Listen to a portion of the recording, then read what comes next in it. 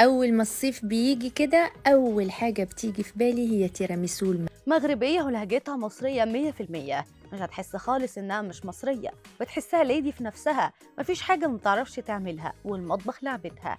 حكاية الشيف آسيا عثمان أشهر شيف في مصر والوطن العربي، إزاي اتشهرت، إيه علاقتها بمجلة BBC، وإيه فكرة ستايلست الأكل اللي اخترعتها.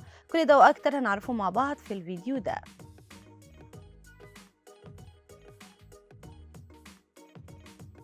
رغم إنها مغربية إلا إن لما بتتفرج على فيديوهاتها مش هتحس بكده، من كتر ما لهجتها المصرية صح 100%، وما فيهاش غلطة، وكتير اتصدم أول ما عرف إنها مش مصرية.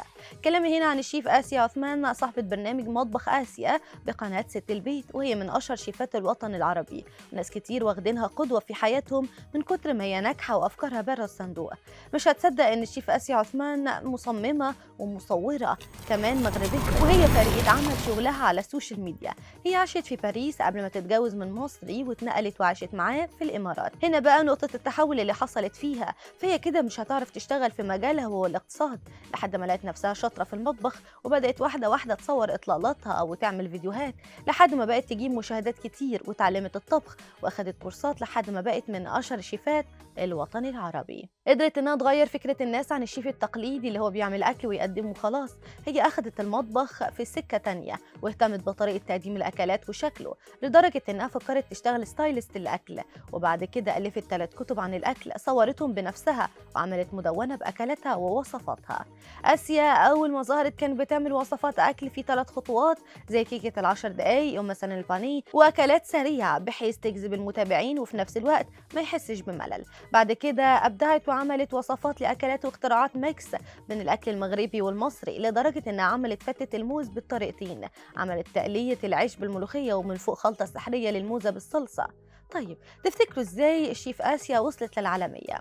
مش بس كده، ان نجاحها وصل انها بتكتب وصفاتها في مجلة عالمية زي مجلة BBC God Food Middle East، واشتغلت كمان شيف في برنامج مطبخ آسيا واللي بيتعرض على قناة ست البيت. الشيف آسيا هي سفيرة العلامة التجارية لماجي، وكمان خبيرة في الحلويات لشركة نسلة.